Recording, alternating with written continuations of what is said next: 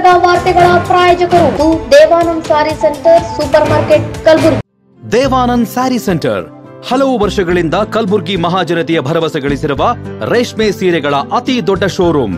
ಹಬ್ಬಗಳು, ಮದುವೆ, ಉಪನಯನ ಹಾಗೂ ನಿಮ್ಮ ಮನೆಯ ಶುಭ ಸಮಾರಂಭಗಳಿಗೆ ಬೇಕಾಗುವ ರೇಷ್ಮೆ ಸೀರೆಗಳಿಗೆ ದೂರದ ಬೆಂಗಳೂರು, ಹೈದರಾಬಾದ್ ನಗರಗಳಿಗೆ ಹೋಗುವ ಅಗತ್ಯವಿಲ್ಲ. ದೇವಾನಂದ್ ಸ್ಯಾರಿ ಸೆಂಟರ್ ನೀಡುತ್ತಿದೆ exclusive silk sari collections. Devanand sari ಸೆಂಟರ್ನಲ್ಲಿ ಈಗ ಮದುವೆ ಮುಂತಾದ ಶುಭ ಸಮಾರಂಭಗಳಿಗೆ ಕಾಂಚೀವರಂ ಸೇರಿದಂತೆ wedding brocade saris, pure Dharmavaram ಸೀರೆಗಳು, ಪ್ಯೂರ್ ಬನಾರಸ್ ಸೀರೆಗಳು, pure Uppada silk, pure Ilkal ಸೀರೆಗಳು, pure fancy Gadwal silk, pure Paithani ಸೀರೆಗಳು, ಪ್ಯೂರ್ ಸಾಫ್ಟ್ ಸಿಲ್ಕ್ ಸೀರೆಗಳು ವಿವಿಧ ವಿನ್ಯಾಸಗಳಲ್ಲಿ. ಕಲಬುರಗಿಯಲ್ಲೇ ಅತಿ ದೊಡ್ಡ ಮತ್ತು ವಿಶಾಲವಾದ 10,000 ಚದುರ ಅಡಿ ಇರುವ ಏಕೈಕ ಸ್ಯಾರಿ ಸೆಂಟರ್ ದೇವಾನಂದ್ ಸ್ಯಾರಿ ಸೆಂಟರ್. ಭೇಟಿ ಕೊಡಿ. ದೇವಾನಂದ್ ಸ್ಯಾರಿ ಸೆಂಟರ್, ಕಾಮತ್ ಹೋಟೆಲ್ ಹಿಂದುಗಡೆ, super market, Kalaburagi.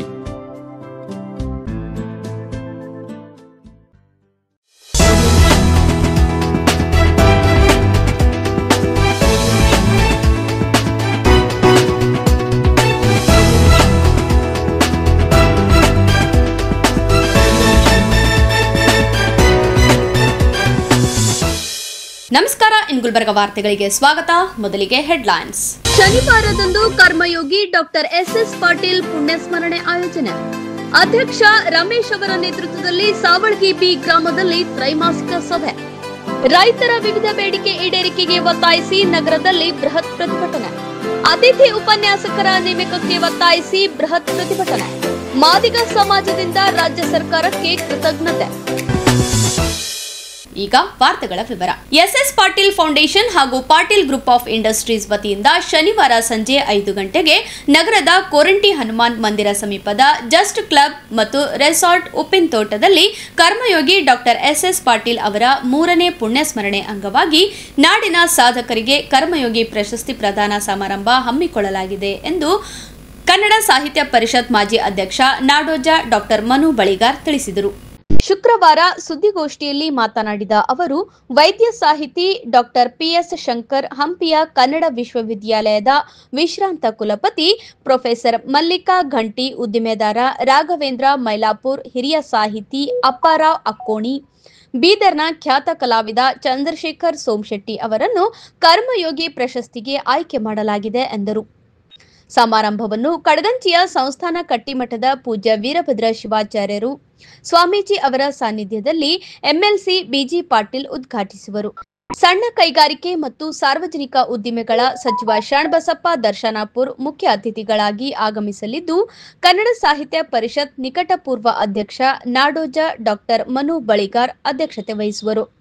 S Patil foundation ಅಧ್ಯಕ್ಷ ಸರೋಜಿನಿ ದೇವಿ ಎಸ್ ಪಾಟೀಲ್, ಬೆಂಗಳೂರಿನ ಚಲನಚಿತ್ರ ನಿರ್ಮಾಪಕ, ಉದ್ದಿಮೆದಾರ ಬಸಂತ್ ಕುಮಾರ್ ಪಾಟೀಲ್, ಜಿಆರ್ ಪಾಟೀಲ್ ಅಂಡ್ ಕಂಪನಿಯ ಉದ್ಯಮಿ R G Patil, Patil group of industries ಅಧ್ಯಕ್ಷ doctor Lingaraj S Patil, Patil group of industries ನಿರ್ದೇಶಕ ಸಿದ್ದಲಿಂಗ ಎಸ್ ಪಾಟೀಲ್ ಪಾಲ್ಗೊಳ್ಳಲಿದ್ದಾರೆ. ನಂತರ ಪಂಡಿತ ನಾಗೇಂದ್ರ ರಾಣಾಪುರ್ ಮತ್ತು ಸಂಗಡಿಗರಿಂದ ಸಂಗೀತ ಕಾರ್ಯಕ್ರಮ ಜರುಗಲಿದೆ ಎಂದು ವಿವರಿಸಿದರು. ಪೂಜ್ಯರಾದ ಎಸ್ ಪಾಟೀಲ್ ಅವರ ಸ್ಮರಣಾರ್ಥ ಒಂದು ಉತ್ತಮ ಕಾರ್ಯಕ್ರಮವನ್ನು ಹಮ್ಮಿಕೊಂಡು ಬೇರೆ ಬೇರೆ ಪೂಜಾ ವಗೈರೆ ಎಲ್ಲ ಮಾಡಿಸಿದ ಮೇಲೆ ಅವರ ಹೆಸರಿನಲ್ಲಿ ಕರ್ಮಯೋಗಿ ಅಂಥೇಳಿ ಪ್ರಶಸ್ತಿಯನ್ನು ಕೊಡಬೇಕು.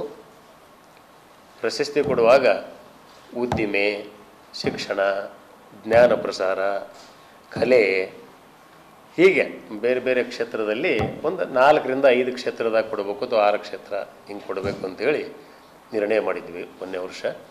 ಆ ಪ್ರಕಾರ ನಾವು ಈಗ 2 ವರ್ಷ 10 ಜನರಿಗೆ ಕೊಟ್ಟಿದ್ದೀವಿ. ಈ ವರ್ಷ ಕೂಡ ನಾವು ಅತ್ಯಂತ ಯೋಗ್ಯರನ್ನು ಆರಿಸಿದ್ದೀವಿ. ಹೀಗೆ ಕೊಡುವಾಗ ನಾವು ಏನು ಮಾಡ್ತೀವಿ ಅಂದರೆ, ನಮ್ಮ ಕಲ್ಯಾಣ ಕರ್ನಾಟಕಕ್ಕೆ ಸಿಂಹ ಪಾಲು ಕೊಡಬೇಕು, ಹೆಚ್ಚಿನ ಒಂದು ಪ್ರಾತಿನಿಧ್ಯವನ್ನು ಕೊಡಬೇಕು ಅಂದೀವಿ. ಎಷ್ಟೋ ಸರಿ ಎಲ್ಲರನ್ನೂ ಇದೇ ಭಾಗದಿಂದನೇ ಆರಿಸಿವಿ. ಈ ಸರಿನೂ ಕೂಡ ಎಲ್ಲರೂ ಇದೇ ಭಾಗದವರ ಅದಾರೆ. ಈ ಭಾಗದಲ್ಲಿ ಹುಟ್ಟಿದವರು, ಬೆಳೆದವರು, ಅಥವಾ ಈ ಭಾಗದಲ್ಲಿಯೇ ತಮ್ಮ ಜೀವನದ ಬಹುಭಾಗವನ್ನು ಕಳೆದಂಥವರನ್ನೇ ನಾವು ಎಲ್ಲರನ್ನೂ ಈ ಸರಿ ಎಲ್ಲರೂ ಇದೇ ಭಾಗದವರು ಆಗಿದ್ದಾರೆ. ಆದ್ದರಿಂದ ಈಗ ತಮಗೆ ಕೊಟ್ಟಂಥ ಆಮಂತ್ರಣ ಪತ್ರಿಕೆಯಲ್ಲಿರೋದನ್ನು ನಾನು ಇನ್ನೊಮ್ಮೆ ಇಲ್ಲಿ ಪುನರುಚ್ಚಾರ ಮಾಡ್ತೀನಿ. ಒಂದನೇದು ವೈದ್ಯಕೀಯ, ಆರೋಗ್ಯ ಮತ್ತು ವೈದ್ಯಕೀಯ ಕ್ಷೇತ್ರ. ಅದರಲ್ಲಿ ಹಿರಿಯ ವೈದ್ಯರು, ಸುಪ್ರಸಿದ್ಧ ಬರಹಗಾರರು ಆದಂಥ ಡಾಕ್ಟರ್ ನಾಡೋಜ PS ಶಂಕರ್ ಅವರು. ತಮಗೆ ಇವ್ರ ಬಗ್ಗೆ ಗೊತ್ತಿದೆ ಅಂತ ನಾನು ಭಾವಿಸ್ತೀನಿ. ಯಾಕಂದರೆ ಅವರು ಹಲವಾರು ಮೌಲಿಕ ಗ್ರಂಥಗಳನ್ನು ಕನ್ನಡದಲ್ಲಿ ಆರೋಗ್ಯ ಕ್ಷೇತ್ರಕ್ಕೆ ಸಂಬಂಧಪಟ್ಟಂತೆ, ವೈದ್ಯಕೀಯ ಕ್ಷೇತ್ರಕ್ಕೆ ಸಂಬಂಧಪಟ್ಟಂತೆ ಬರೆದಿದ್ದಾರೆ. ಅಷ್ಟೇ ಅಲ್ಲ, ಒಬ್ಬ ತಜ್ಞ ವೈದ್ಯರಾಗಿ ಸುಮಾರು 70 ವರ್ಷಗಳ ಕಾಲ ಕರ್ನಾಟಕಕ್ಕೆ ಅವರು ಸೇವೆ ಸಲ್ಲಿದೆ. ಆದ್ದರಿಂದ ಅವರು ವೈದ್ಯಕೀಯ ಮತ್ತು ಆರೋಗ್ಯ ಕ್ಷೇತ್ರದಲ್ಲಿ ಅವರನ್ನು ಆರಿಸಲಾಗಿದೆ. ಇನ್ನು ಪ್ರೊಫೆಸರ್ ಮಲ್ಲಿಕಾ S ಗಂಟಿ ತಮ್ಮ ಶಿಕ್ಷಣ ಇಲ್ಲಿ ಗುಲ್ಬರ್ಗಾ ವಿಶ್ವವಿದ್ಯಾಲಯದಲ್ಲಿ ಹಾಗೂ ನಂದಿಹಳ್ಳಿ PG ಸೆಂಟರ್ನಲ್ಲಿ, ತದನಂತರ ಬಳ್ಳಾರಿಯಲ್ಲಿ, ಆನಂತರ ಹಂಪಿಯಲ್ಲಿ ಕನ್ನಡ ವಿಶ್ವವಿದ್ಯಾಲಯದ ಪ್ರಾಧ್ಯಾಪಕರಾಗಿ, ಕುಲಪತಿಗಳಾಗಿ, ಆಮೇಲೆ ಈಗ ಸರ್ಕಾರವು ಕುಲಪತಿಗಳನ್ನು ನೇಮಿಸುವ ಸಮಿತಿಗೆ ಅಧ್ಯಕ್ಷರಾಗಿ ಅವರು ಈಗಾಗಲೇ ಕೆಲಸವನ್ನು ಮಾಡಿದ್ದಾರೆ. ಶಿಕ್ಷಣ ಕ್ಷೇತ್ರದಲ್ಲಿ ಅವರ ಕೊಡುಗೆ ಅಪಾರ. ಅದಲ್ಲದೆ ಅವರು ದೊಡ್ಡ ಸಾಹಿತಿಗಳು ಕೂಡ, ತಮಗೆಲ್ಲ ಗೊತ್ತಿರುವ ಹಾಗೆ ಅವರನ್ನು ಆರಿಸಲಾಗಿದೆ. ಇನ್ನು ರಾಘವೇಂದ್ರ ಮೈಲಾಪುರರ ಬಗ್ಗೆ ನಮಗಿಂತ ತಮಗೆ ಚೆನ್ನಾಗಿ ಗೊತ್ತಿದೆ ಅಂತ ನಾನು ಭಾವಿಸ್ತೀನಿ. ನಮ್ಮ ಗುಲ್ಬರ್ಗಾ ಮತ್ತು ಈ ಕಲ್ಯಾಣ ಕರ್ನಾಟಕದ ಒಬ್ಬ ದೊಡ್ಡ ಉದ್ದಿಮೆದಾರರು, ವ್ಯಾಪಾರಿಗಳು. ಆದ್ದರಿಂದ ಅವ್ರನ್ನ ಆರಿಸಿದ್ದೀವಿ. ಇನ್ನು ಡಾಕ್ಟರ್ ಸ್ವಾಮಿರಾವ್ ಕುಲಕರ್ಣಿ ಬಗ್ಗೆಯೂ ತಮಗೆಲ್ಲರಿಗೂ ಗೊತ್ತಿದೆ. ಒಬ್ಬ ಶಿಕ್ಷಣ ತಜ್ಞ, ಒಬ್ಬ ಶ್ರೇಷ್ಠ ಸಾಹಿತಿ. 50-60ಕ್ಕಿಂತ ಹೆಚ್ಚು ಮೌಲಿಕವಾದ ಗ್ರಂಥಗಳನ್ನು ಅವರು ಬರೆದಾರೆ. ಆದ್ದರಿಂದ ಡಾಕ್ಟರ್ ಸ್ವಾಮಿರಾವ್ ಕುಲಕರ್ಣಿ ಅವರನ್ನು ನಾವು ಸಾಹಿತ್ಯ ವಿಭಾಗದಿಂದ ಆರಿಸಿಕೊಂಡಿದ್ದೀವಿ. ಅಪ್ಪಾರಾವ್ ಅಕ್ಕೋಣಿಯವರ ಬಗ್ಗೆ ಅಂತೂ ತಮಗೆ ಗೊತ್ತಿದೆ. ಅಖಿಲ ಭಾರತ ಶರಣ ಸಾಹಿತ್ಯ ಪರಿಷತ್ತಿನ ಅಧ್ಯಕ್ಷರಾಗಿ, ಅದು ಅಲ್ಲದೆ ಕಲ್ಯಾಣ ಕರ್ನಾಟಕದಲ್ಲಿ ಸಹಕಾರ ರಂಗದಲ್ಲಿ ಪುಸ್ತಕ ಪ್ರಕಟಣೆ ಮಾಡುವಲ್ಲಿ ಅವರ ಸೇವೆ ಬಹಳ ಅಮೂಲ್ಯವಾಗೈತಿ. ತಮಗೆ ಗೊತ್ತಿರೋಂಗೆ ಕರ್ನಾಟಕದಲ್ಲಿ, ಬಹುಶಃ ದೇಶದಲ್ಲೇ ಇರ್ಬೋದು, ಸಹಕಾರಿ ರಂಗದ ಮೇಲೆ ಆ ಒಂದು ಕ್ಷೇತ್ರದಲ್ಲಿಯೇ ಇದ್ದುಕೊಂಡು, ಅಂದರೆ ಪುಸ್ತಕ ಪ್ರಕಟಣೆಯನ್ನು ನಾ ಹೇಳೋದು ಇದ್ದು 350ಕ್ಕಿಂತ ಹೆಚ್ಚು ಗ್ರಂಥಗಳನ್ನು ಪ್ರಕಟಣೆ ಮಾಡಿದ ಉದಾಹರಣೆ ಬೇರೆದಿಲ್ಲ ಅಂತ ನನ್ನ ಭಾವನೆ. ಅಕಸ್ಮಾತ್ ತಮಗೆ ಯಾರು ಗೊತ್ತಿದ್ದರೂ ಹೇಳ್ಬೋದು. ಅಂದರೆ ಸಹಕಾರ ಸಂಘದ ಅಡಿಯಲ್ಲಿ ಹೊರತಂದಂಥ ಪುಸ್ತಕಗಳು, ಬೇರೆ ಬೇರೆ ಪ್ರಕಾಶನ ಸಂಸ್ಥೆಗಳು ಅದಾವು.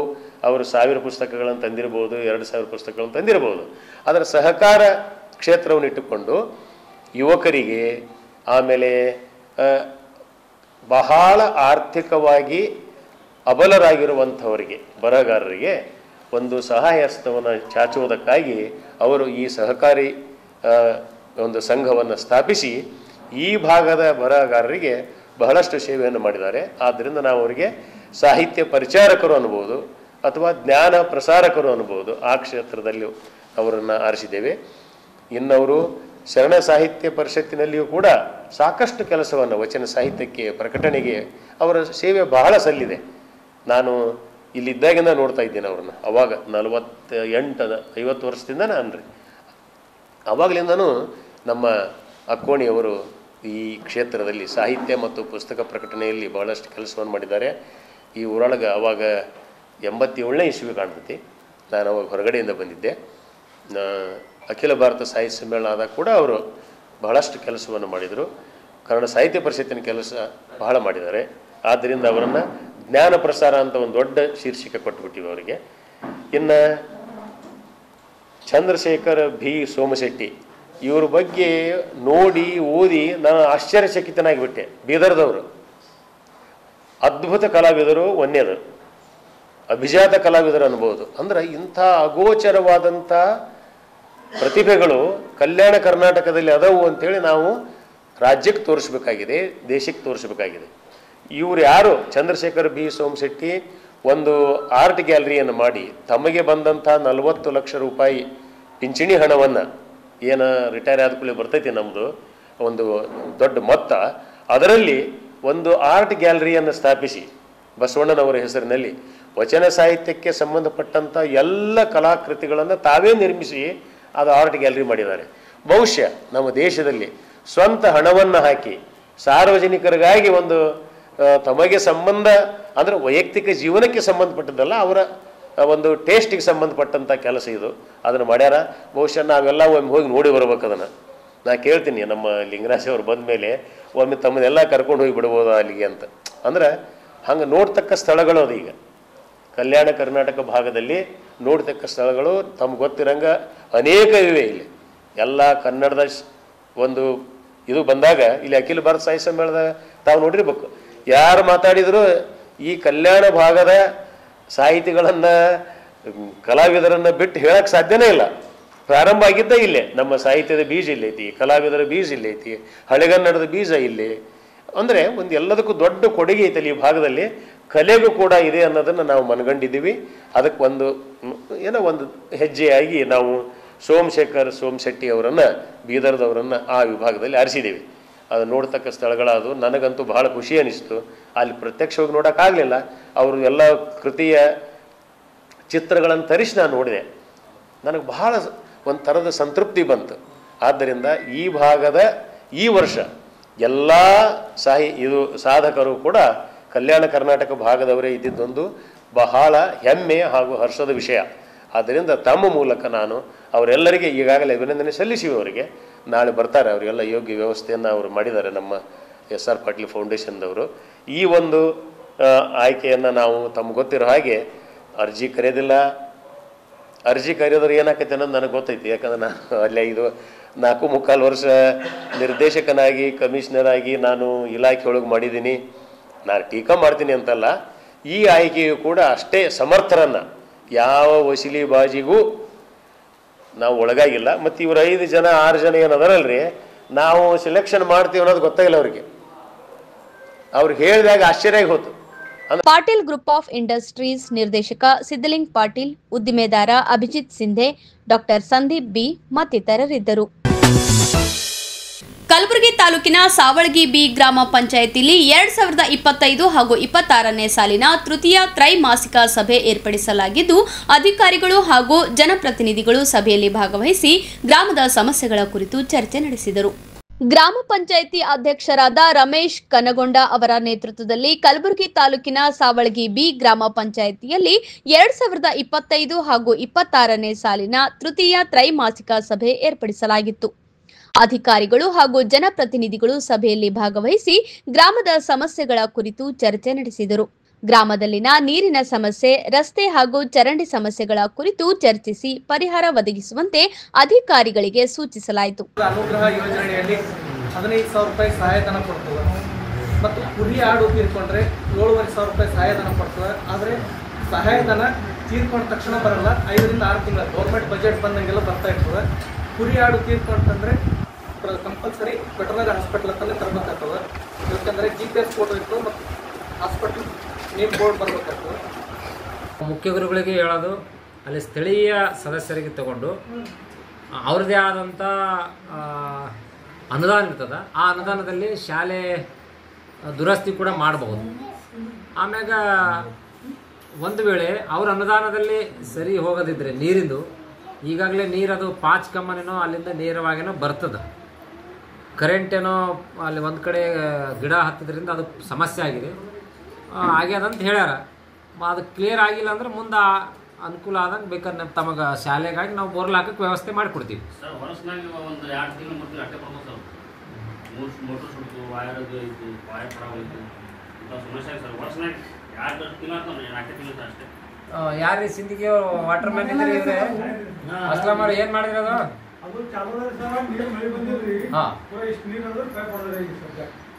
ಪೈಪ್ ಹೊಡೆದ್ರೆ ಅದಕ್ಕೆ ಅಷ್ಟೇ ಬಿಡ್ಬೇಕಾ? ಅದನ್ನು ತೆಗೆದು ಹಾಕಲಿಕ್ಕೆ ಈಗಾಗಲೇ ನಾನು ಪತ್ರವನ್ನು ಕೂಡ ಕೊಟ್ಟಿದ್ದೇನೆ. ದಯವಿಟ್ಟು ಅದನ್ನು ಮಾಡಿಸ್ಕೊಡ್ಬೇಕಂತ ಹೇಳಿ ಅಧ್ಯಕ್ಷರು ಮತ್ತು ಪಿ ಡಿ ಒ ಮೇಡಮ್ ಅವರಲ್ಲಿ ವಿನಂತಿಸ್ಕೊಳ್ತೀನಿ. ಅದೇ ತೆರನಾಗಿ ಮೊನ್ನೆ 14 ಆಗಸ್ಟ್ ನಮ್ಮ ಶಾಲೆಯ ಇದರಲ್ಲಿ ಗ್ರೌಂಡ್ನಲ್ಲಿ ನೀರು ನಿಂತಿದ್ದು, ಇದಕ್ಕೆ ನಮ್ಮ ಪಂಚಾಯತಿ ಸದಸ್ಯರನ್ನು ವಿಶ್ವಾಸ ತಗೊಂಡು ತಮ್ಮನ್ನು ಕೂಡ ನಾನು ಸಂಪರ್ಕ ಮಾಡಿದಾಗ 14ನೇ ತಾರೀಕಿಗೆ ಮುಂಜಾನೆ ಹೇಳಿದರೆ 14 ತಾರೀಕು ಮಧ್ಯಾಹ್ನ 2 ಗಂಟೆಗೆ 2 ಟ್ರಿಪ್ 3 ಮಾಡಿಸಿ ನಮಗೆ ಸಹಾಯ ಮಾಡಿದಿರಿ. ಅದಕ್ಕೆ ನಮಗೆ ಧನ್ಯವಾದಗಳನ್ನು ಅರ್ಪಿಸ್ಬಿಟ್ಟು ನಾನು ಇಷ್ಟಪಡ್ತೀನಿ. ಮತ್ತೇನು ಸಮಸ್ಯೆ? ಮಕ್ಕಳಿಗೆ ಕುಡಿಯಲು ನೀರಿಲ್ಲ, ಮೊದಲನೇ ಸಮಸ್ಯೆ. ಎರಡನೇದು ಸರ, ಶಾಲಾ ಸುತ್ತು ಗೋಡೆ ಒಂದು ಕಡೆ ಆಗಿದೆ, ಬಟ್ 2 ಕಡೆ ಆಗಿಲ್ಲ. ಅದು ಅದು ಬಬಲಾದಿಂದ ನೀರು ಬರ್ತಾ ಇದೆ ಸರ್. ಈಗ 15 ದಿನ 20 ದಿನ ಮ್ಯಾಗ 200 ತನಕ ನೀರು ಬಂದಿಲ್ಲ. ಹೀಗಾಗಿ ನಂದೊಂದು ವಿನಂತಿ ತಮ್ಮಲ್ಲಿ, ನಮಗೆ ಒಂದು ಸಪ್ರೇಟ್ ಬೋರ್ ಹಾಕ್ಬಿಡ್ಬೇಕು. ಕಂಪೌಂಡ್ ವಾಲ್ ಇಲ್ಲ ಸಲುವಾಗಿ ಸರ್ ಎಲ್ಲ ಹಂದಿಗಳು ಬಂದು ಸತ್ತಾವ ಸರ್.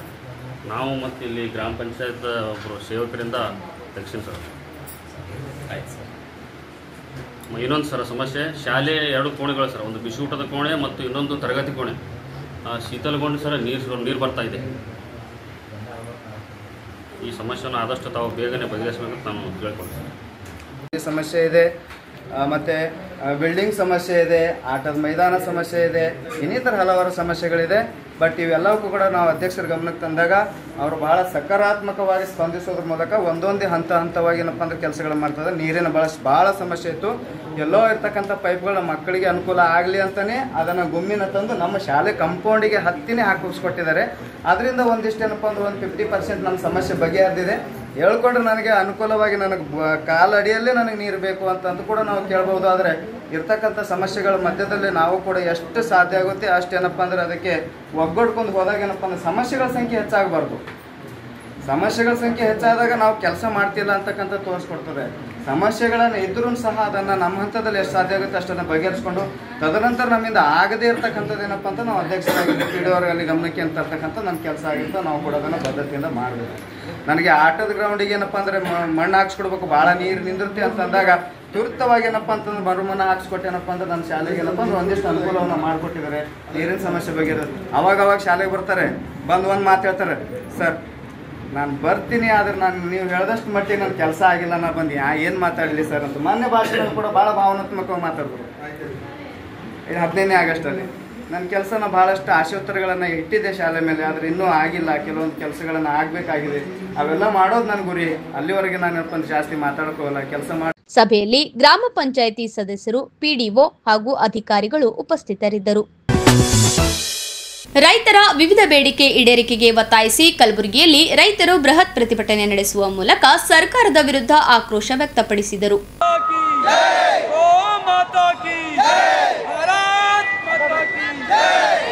ಭಾರತೀಯ ಕಿಸಾನ್ ಸಭಾ ಸಂಘಟನೆಯ ನೇತೃತ್ವದಲ್ಲಿ ನಗರದ ಜಿಲ್ಲಾಧಿಕಾರಿ ಕಚೇರಿಯ ಎದುರು ಬೃಹತ್ ಪ್ರತಿಭಟನೆ ನಡೆಸಿದ ರೈತರು ಸರ್ಕಾರದ ವಿರುದ್ಧ ಆಕ್ರೋಶ ವ್ಯಕ್ತಪಡಿಸಿದರು. ಕಲಬುರಗಿ ಜಿಲ್ಲೆಯಲ್ಲಿ ಸತತ ಮಳೆಯಿಂದಾಗಿ ಸಾಕಷ್ಟು ಸಮಸ್ಯೆಗಳನ್ನು ರೈತರು ಎದುರಿಸುತ್ತಿದ್ದಾರೆ. ಅತಿವೃಷ್ಟಿ ಅನಾವೃಷ್ಟಿಯಿಂದಾಗಿ ರೈತರು ಸಾಕಷ್ಟು ಸಮಸ್ಯೆ ಎದುರಿಸುತ್ತಿದ್ದಾರೆ. ಹೀಗಾಗಿ ಕೂಡಲೇ ಸರ್ಕಾರ ತಕ್ಷಣ ಬೆಳೆ ಹಾನಿ ಸಮೀಕ್ಷೆ ನಡೆಸಿ ಹಾನಿಗೊಳಗಾದ ಬೆಳೆಗೆ ಸೂಕ್ತ ಪರಿಹಾರ ನೀಡುವಂತೆ ಹಾಗೂ ರೈತರ ವಿವಿಧ ಬೇಡಿಕೆ ಈಡೇರಿಸುವಂತೆ ಒತ್ತಾಯಿಸಿದರು. ಕಲಬುರಗಿ ಜಿಲ್ಲೆಯಲ್ಲಿ ಈ ವರ್ಷ ಸತತವಾಗಿ ಸುರಿತಕ್ಕಂಥ ಮಳೆಯಿಂದಾಗಿ ಮುಂಗಾರು ಹಂಗಾಮಿನ ಹೆಸರು, ಉದ್ದು ಮತ್ತು ಎಳ್ಳು ಸಂಪೂರ್ಣವಾಗಿ ನಾಶವಾಗಿ ಹೋಗಿದೆ. ತೊಗರಿಯನ್ನು ಕಣಜ ಅಂತ ನಾವು ಕರಿತೀವಿ ಕಲಬುರಗಿಯನ್ನು.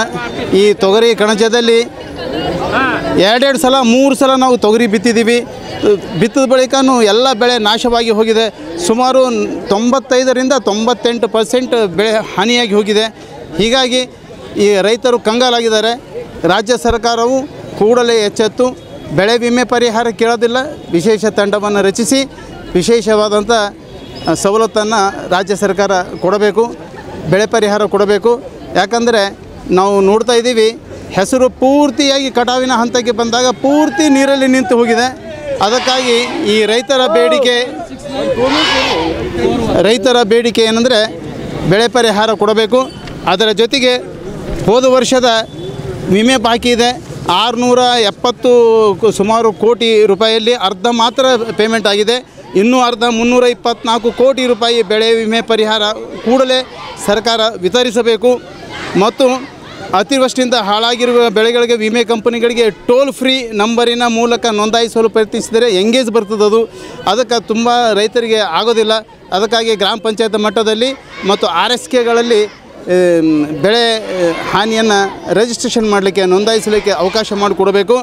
ಮತ್ತು ಕೃಷಿ ಇಲಾಖೆ ನಿಯೋಜಿಸಿದ ಬೆಳೆ ಸರ್ವೆದಾರರು ರೈತರು ನೋಂದಾಯಿಸಿದ ವಿಮಾ ಬೆಳೆಗಳಿಗೆ ಸರಿಯಾದ ಕ್ರಮದಲ್ಲಿ ಬೆಳೆ ನಮೂದಿಸಬೇಕು. ಮತ್ತು ರೈತರ ಮೊಬೈಲ್ಗಳಿಗೆ ಬೆಳೆ ತಪ್ಪು ಮಾಹಿತಿ ಬಂದ ಮೇಲೆ ಇದ್ದ ಬೆಳೆಯನ್ನು ನಮೂದು ಮಾಡುವಂತೆ ಕೇಳಿಕೊಂಡರೂ ಸರಿಪಡಿಸಲು ಅಧಿಕಾರಿಗಳು ವಿಳಂಬ ಮಾಡದಂತೆ ಕ್ರಮ ಕೈಗೊಳ್ಳಬೇಕು. ಮತ್ತು ಕಂದಾಯ ಇಲಾಖೆಯಲ್ಲಿ ಬರುವಂಥ ಹೊಲಗಳ ಪೋಡಿ ಮಾಡುವುದಾಗಲಿ, ಹೊಲಗಳನ್ನು ಸರ್ವೆ ಮಾಡುವುದಾಗಲಿ, ಪಹಣಿಯಲ್ಲಿ ಬೆಳೆ ನೋಂದಾಯಿಸುವ ಮುಂತಾದ ವಿಷಯಗಳನ್ನು ತ್ವರಿತ ರೀತಿಯಲ್ಲಿ ಮಾಡಬೇಕು. ಪ್ರತಿ ಗ್ರಾಮಗಳ ಜಮೀನಿನ ಆಕಾರ ಬಂದ್, ಟಿಪ್ಪಣಿ ಮುಂತಾದವುಗಳನ್ನು ಗಣಕೀಕೃತಗೊಳಿಸಬೇಕು. ಯಾಕಂದರೆ ಇವತ್ತು ನಾವು ಯಾವ ತಹಸೀಲ್ ಆಫೀಸ್ದಾಗ ಹೋಗಿ ಕೇಳಿದ್ರೆ ಟಿಪ್ಪಣಿ ಇಲ್ಲ ಮತ್ತು ಆಕಾರ ಬಂದ ಇಲ್ಲ ಅಂತ ಹೇಳ್ತಾರೆ. ಹೆಚ್ಚಿನ ರೊಕ್ಕ ನಾವು ಬ್ಯಾಕ್ ಸೈಡ್ನಿಂದ ತಂದು ಕೊಟ್ಟರೆ 25,000 50,000 ಈ ಥರ ಕೇಳ್ತಾರೆ. ಅದಕ್ಕಾಗಿ ಟಿಪ್ಪಣಿಗಳನ್ನು ಪ್ರತಿ ಗ್ರಾಮದ ಟಿಪ್ಪಣಿಗಳನ್ನು ಮಾಡಿ ಗಣಕೀಕೃತ ಮಾಡಿ ವೆಬ್ಸೈಟ್ನಾಗ ಅವೈಲೇಬಲ್ ಕೊಡಬೇಕು. ಮತ್ತು ಈಗ ಇತ್ತೀಚೆಗೆ ನಾವು ಟ್ರ್ಯಾಕ್ಟರ್ ಆಗಲಿ, ಪಂಜಾಬ್ ಮಷೀನ್ ಆಗಲಿ, ಟ್ರಾಲಿ ಆಗಲಿ ಇಂಥವನ್ನು ನಾವು ರೈತರು ತೆಗೆದುಕೊಂಡು ಹೋಗಿ ಬರ್ತಾರೆ. ಎತ್ತಿನಿಂದ ಅಗ್ರಿಕಲ್ಚರ್ ಮಾಡೋದು ಟೋಟಲಿ ನಿಂತು ಹೋಗಿದೆ. ಅದಕ್ಕೆ ಟ್ರ್ಯಾಕ್ಟರ್ಗಳು ಹೊಲಕ್ಕೆ ಹೋಗಿ ಬರುವ ಸಲುವಾಗಿ ದಾರಿಗಳು ಬೇಕು. ಸರಿಯಾದ ದಾರಿನೇ ಇಲ್ಲ. ಯಾಕಂದರೆ ಮೊದಲ ಹಳೆಯ ಹಣದಿಗಳಿದ್ವು, ಹಣದಿಗಳನ್ನು ಎಲ್ಲ ಎನ್ಕ್ರೋಚ್ ಮಾಡಿದ್ದಾರೆ. ಅದಕ್ಕೆ ಆ ಹಣದಿಗಳನ್ನು ಸರ್ಕಾರ ಅಥವಾ ತಹಸೀಲ್ ಆಫೀಸರವರು ಅದನ್ನು ಸರ್ವೆ ಮಾಡಿಸಿ ಒತ್ತುವರಿಯನ್ನು ತೆರವುಗೊಳಿಸಿ ಮೆಟಲ್ ರೋಡನ್ನು ಮಾಡಿಸಿಕೊಡಬೇಕಂತ ನಾವು ಈ ಮೂಲಕ ಒತ್ತಾಯಿಸ್ತೇವೆ.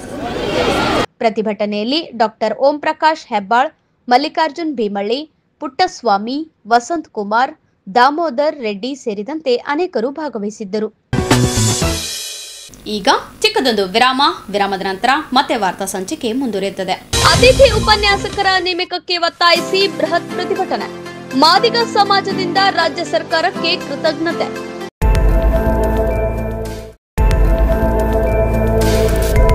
ಇನ್ ಗುಲ್ಬರ್ಗಾ ವಾರ್ತೆಗಳ ಪ್ರಾಯೋಜಕರು Devanand sari centre supermarket Kalaburagi.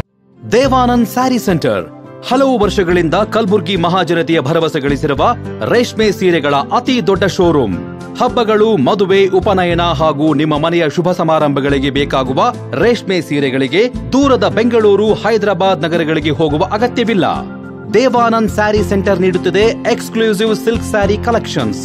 Devanand sari ಸೆಂಟರ್ನಲ್ಲಿ ಈಗ ಮದುವೆ ಮುಂತಾದ ಶುಭ ಸಮಾರಂಭಗಳಿಗೆ ಕಾಂಚೀವರಂ ಸೇರಿದಂತೆ wedding brocade saris, pure Dharmavaram ಸೀರೆಗಳು, ಪ್ಯೂರ್ ಬನಾರಸ್ ಸೀರೆಗಳು, pure Uppada silk, pure Ilkal ಸೀರೆಗಳು, pure fancy Gadwal silk, pure Paithani ಸೀರೆಗಳು, ಪ್ಯೂರ್ ಸಾಫ್ಟ್ ಸಿಲ್ಕ್ ಸೀರೆಗಳು ವಿವಿಧ ವಿನ್ಯಾಸಗಳಲ್ಲಿ.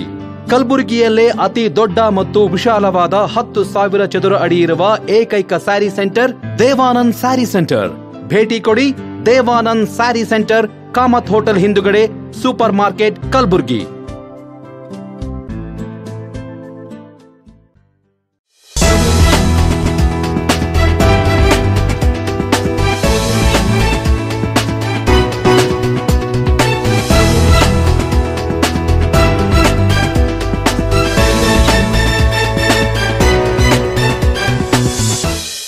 ಮತ್ತೊಮ್ಮೆ ವಾರ್ತೆಗಳಿಗೆ ಸ್ವಾಗತ. 2025 ಹಾಗೂ 26ನೇ ಸಾಲಿನ ಸರ್ಕಾರಿ ಪ್ರಥಮ ದರ್ಜೆ ಕಾಲೇಜುಗಳಲ್ಲಿ ಅತಿಥಿ ಉಪನ್ಯಾಸಕರ ನೇಮಕಾತಿಗೆ ಆಗ್ರಹಿಸಿ ಕಲಬುರಗಿಯಲ್ಲಿ ಬೃಹತ್ ಪ್ರತಿಭಟನೆ ನಡೆಸಲಾಯಿತು.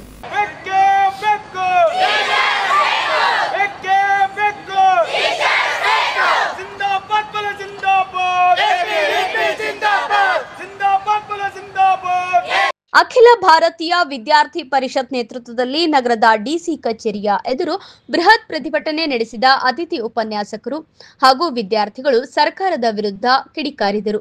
ಕರ್ನಾಟಕ ರಾಜ್ಯದಲ್ಲಿ ಪದವಿ ತರಗತಿಗಳು ಪ್ರಾರಂಭವಾಗಿ ತಿಂಗಳು ಕಳೆದರೂ ಸಹಿತ ಇಲ್ಲಿಯವರೆಗೆ ಅತಿಥಿ ಉಪನ್ಯಾಸಕರ ನೇಮಕಾತಿ ಆಗದೇ ಇರುವ ಕಾರಣ ವಿದ್ಯಾರ್ಥಿಗಳಿಗೆ ಸರಿಯಾದ ರೀತಿಯ ತರಗತಿಗಳು ನಡೆಯುತ್ತಿಲ್ಲ. ರಾಜ್ಯದ ಪದವಿ ಕಾಲೇಜುಗಳು ಅತಿಥಿ ಉಪನ್ಯಾಸಕರಿಂದ ಅವಲಂಬಿತವಾಗಿರುವ ಕಾರಣ ಹಲವಾರು ಸರ್ಕಾರಿ ಕಾಲೇಜುಗಳಲ್ಲಿ ಓದುತ್ತಿರುವ ವಿದ್ಯಾರ್ಥಿಗಳಿಗೆ ಬಹಳಷ್ಟು ತೊಂದರೆಯಾಗುತ್ತಿದೆ. ಬಡ ಕೂಲಿ ಕಾರ್ಮಿಕರ ಮಕ್ಕಳು ಸರ್ಕಾರಿ ಕ್ಯಾಂಪಸ್ಗಳಲ್ಲಿ ಅಧ್ಯಯನ ಮಾಡುವ ಉದ್ದೇಶದಿಂದ ದಾಖಲಾತಿ ಮಾಡಿರುತ್ತಾರೆ. ಆದರೆ ಪ್ರತಿ ವರ್ಷ ಈ ರೀತಿಯ ವ್ಯವಸ್ಥೆಯಿಂದ ವಿದ್ಯಾರ್ಥಿಗಳ ಶಿಕ್ಷಣದಲ್ಲಿ ಹಿಂದುಳಿಯುತ್ತಿದ್ದಾರೆ. ಖಾಸಗಿ ಕಾಲೇಜುಗಳಲ್ಲಿ ಸರಿಯಾಗಿ ತರಗತಿಗಳು ನಡೆದು ವಿದ್ಯಾರ್ಥಿಗಳು ಪರೀಕ್ಷೆಯಲ್ಲಿ ಉತ್ತಮ ಅಂಕಗಳನ್ನು ಪಡೆದುಕೊಳ್ಳಲು ಅನುಕೂಲವಾಗುತ್ತದೆ. ಆದರೆ 50% ಅತಿಥಿ ಉಪನ್ಯಾಸಕರ ಮೇಲೆ ಅವಲಂಬಿತವಾಗಿರುವ ಸರ್ಕಾರಿ ಕಾಲೇಜುಗಳಲ್ಲಿ ಓದುವ ವಿದ್ಯಾರ್ಥಿಗಳಿಗೆ ಸರ್ಕಾರ ಅನ್ಯಾಯ ಮಾಡಿದಂತಾಗಿದೆ. ಅಖಿಲ ಭಾರತೀಯ ವಿದ್ಯಾರ್ಥಿ ಪರಿಷತ್ತು ಇವತ್ತು ಕಲಬುರಗಿ ಶಾಖೆ ವತಿಯಿಂದ ಹೋರಾಟ ಹಮ್ಮಿಕೊಳ್ಳಲಾಗಿತ್ತು. ವಿಷಯ ಏನಪ್ಪ ಅಂತಂದರೆ, ಕಳೆದ 3 ತಿಂಗಳಿಂದ ಡಿಗ್ರಿ ಕಾಲೇಜನ್ನು ಸ್ಟಾರ್ಟ್ ಆಗಿದ್ದಾವೆ, ಇನ್ನೂ ಕೂಡ ಅತಿಥಿ ಉಪನ್ಯಾಸಕರಿಗೆ ನೇಮಕಾತಿ ಆಗಿಲ್ಲ. ಕಳೆದ ವರ್ಷ ಏನು ಅತಿಥಿ ಉಪನ್ಯಾಸಕರ ನೇಮಕಾತಿ ಆಗಿತ್ತು, ಅವರಿಗೆ ದಿಢೀರನಂತೇಳಿ ಅವ್ರಿಗೆ ಆರ್ಡ್ರನ್ನು ವಾಪಸ್ ಮಾಡಿತ್ತು ಸರ್ಕಾರ. ಸೊ ಹಾಗಾಗಿ 3 ತಿಂಗಳ ಕಾಲೇಜ್ ಸ್ಟಾರ್ಟ್ ಆದರೂ ಕೂಡ ಇವತ್ತಿನ ವಿದ್ಯಾರ್ಥಿಗಳಿಗೆ ಯಾವುದೇ ಒಂದು ಕ್ಲಾಸನ್ನು ನಡೀತಾ ಇಲ್ಲ. ಮುಂದಿನ 1 ತಿಂಗಳಲ್ಲಿ ವಿದ್ಯಾರ್ಥಿಗಳಿಗೆ ಎಕ್ಸಾಮನ್ನು ನಡೆಯುತ್ತೆ. ಹಾಗಾಗಿ ಕೂಡಲೇ ಸರ್ಕಾರ ವಿದ್ಯಾರ್ಥಿಗಳಿಗೆ ಅನ್ಯಾಯ ಆಗಬಾರ್ದು, ವಿದ್ಯಾರ್ಥಿಗಳಿಗೆ ಶಿಕ್ಷಣ ಕ್ಷೇತ್ರದಲ್ಲಿ ಅನ್ಯಾಯ ಆಗಬಾರ್ದು. ಯಾಕಪ್ಪ ಅಂತಂದರೆ ನಮ್ಮ ಕಲ್ಯಾಣ ಕರ್ನಾಟಕ ಹಿಂದುಳಿದ ಶಿಕ್ಷಣದಲ್ಲಿ ಹಿಂದುಳಿದ ಅಂತ ಹೇಳ್ತೀವಿ. ಆದರೂ ಕೂಡ ಅತಿಥಿ ಉಪನ್ಯಾಸಕರ ನೇಮಕಾತಿ ಆಗಿಲ್ಲ. ವಿದ್ಯಾರ್ಥಿ ಪರಿಷತ್ ಇವತ್ತು ಇಡೀ ಕರ್ನಾಟಕದಾದ್ಯಂತ ಪ್ರತಿಯೊಂದು ಜಿಲ್ಲಾ ಕೇಂದ್ರಗಳಲ್ಲಿ ಅತಿಥಿ ಉಪನ್ಯಾಸಕರ ನೇಮಕಾತಿ ಆಗಬೇಕಂತೇಳಿ ನಾವು ಹೋರಾಟವನ್ನು ಮಾಡ್ತಾಯಿದ್ದೀವಿ ಸರ್. ನಮ್ಗೆ ಟೀಚರ್ಸ್ಗಳು ಇಲ್ಲ, ಈಗ ನಮಗೆ ಲೆಕ್ಚರ್ಸ್ಗಳು ಇಲ್ಲ, ನಮಗೆ ಕ್ಲಾಸ್ ನಡೆಯೋಲು. ಬರ್ತಾರೆ 9 ಗಂಟೆಗೆ ಬರ್ತಾರೆ, ಬೆಳಗ್ಗೆ 7 ಗಂಟೆಯಿಂದ ಬರ್ತಾರೆ ಹುಡುಗಿಯರು, 1 ಗಂಟೆಗೆ ಹೋಗ್ತಾರೆ. ಬಸ್ ಟೈಮ್ ಆಗ್ಯದಂತ ಈಗ ಒಟ್ಟು ಕ್ಲಾಸ್ ನಡೆಯಲ್ಲ, ನಡೀತಾವೆ 1, 2, 3 ಅಷ್ಟೇ ನಡೀತಾವೆ, ಜಾಸ್ತಿ ನಡೆಯೋಕ್ಕೂ ಹೋಗಲ್ಲ. ಇರೋದು ಕಾಲೇಜ್ 6 ಗಂಟೆ ತನಕ ಆತ. ನಮಗೆ ಟೀಚರ್ಸ್ ಇಲ್ಲ, ನಮ್ಗೆ ಯಾರೂ ಇಲ್ಲ. 46 ಜನ ರೀ ಇವಾಗ ಟೀಚರ್ಸ್ದವ್ರಿ. 108 ಜನ ರೀ ಟೀಚರ್ಸ್ ಬೇಕ್ರಿ.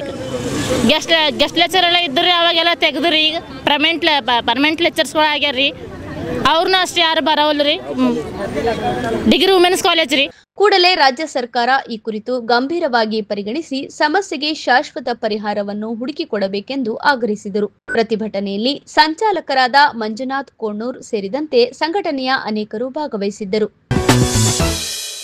ಮಾದಿಗ ಸಮುದಾಯದ ಬಹುದಿನಗಳ ಬೇಡಿಕೆಯಾಗಿದ್ದ ಒಳ ಮೀಸಲಾತಿ ಜಾರಿ ಮಾಡುವ ಮೂಲಕ ರಾಜ್ಯದ ಮುಖ್ಯಮಂತ್ರಿ ಸಿದ್ದರಾಮಯ್ಯ ಹಾಗೂ ದಲಿತ ಸಮುದಾಯದ ಕೃತಜ್ಞತೆ ಸಲ್ಲಿಸುವುದಾಗಿ ಮಾದಿಗ ಸಮುದಾಯದ ಹಿರಿಯ ಮುಖಂಡ ಶ್ಯಾಮ್ ಸನಾಟೇಕರ್ ಅವರು ತಿಳಿಸಿದರು.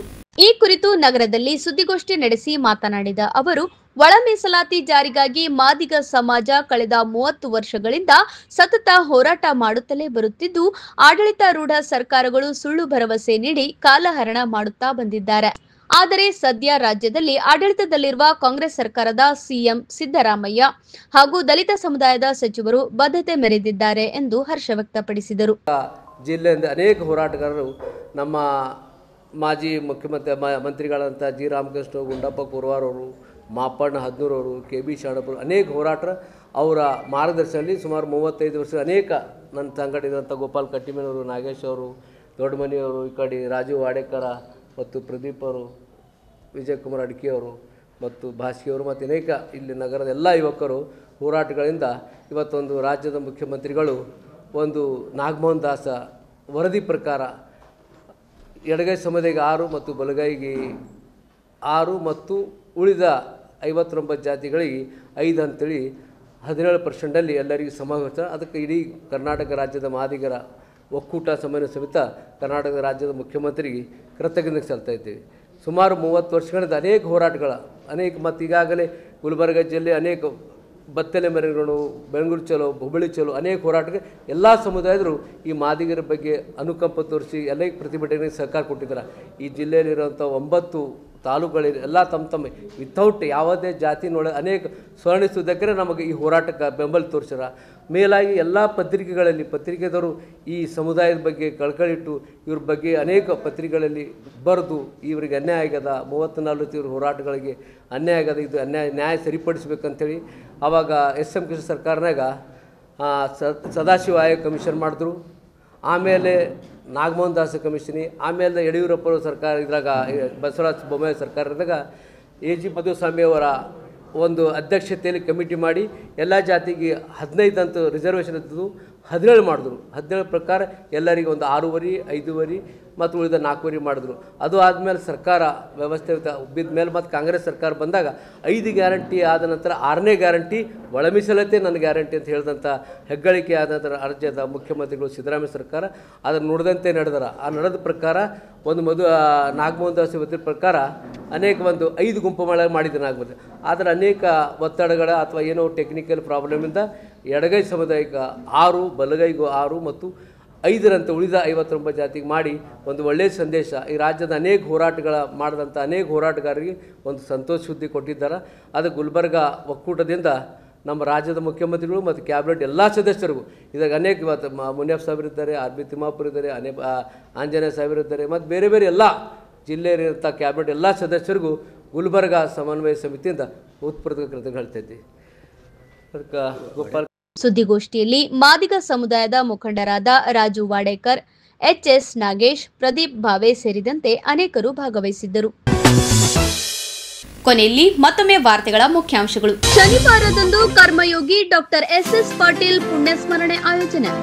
ಅಧ್ಯಕ್ಷ ರಮೇಶ್ ಅವರ ನೇತೃತ್ವದಲ್ಲಿ ಸಾವಳಗಿ ಬಿ ಗ್ರಾಮದಲ್ಲಿ ತ್ರೈಮಾಸಿಕ ಸಭೆ. ರೈತರ ವಿವಿಧ ಬೇಡಿಕೆ ಈಡೇರಿಕೆಗೆ ಒತ್ತಾಯಿಸಿ ನಗರದಲ್ಲಿ ಬೃಹತ್ ಪ್ರತಿಭಟನೆ. ಅತಿಥಿ ಉಪನ್ಯಾಸಕರ ನೇಮಕಕ್ಕೆ ಒತ್ತಾಯಿಸಿ ಬೃಹತ್ ಪ್ರತಿಭಟನೆ. ಮಾದಿಗ ಸಮಾಜದಿಂದ ರಾಜ್ಯ ಸರ್ಕಾರಕ್ಕೆ ಕೃತಜ್ಞತೆ. ಇಲ್ಲಿಗೆ ವಾರ್ತಾ ಸಂಚಿಕೆ ಮುಕ್ತಾಯವಾಯಿತು. ಮತ್ತೆ ಮುಂದಿನ ಸಂಚಿಕೆಯಲ್ಲಿ ಭೇಟಿಯಾಗೋಣ. ವಂದನೆಗಳು.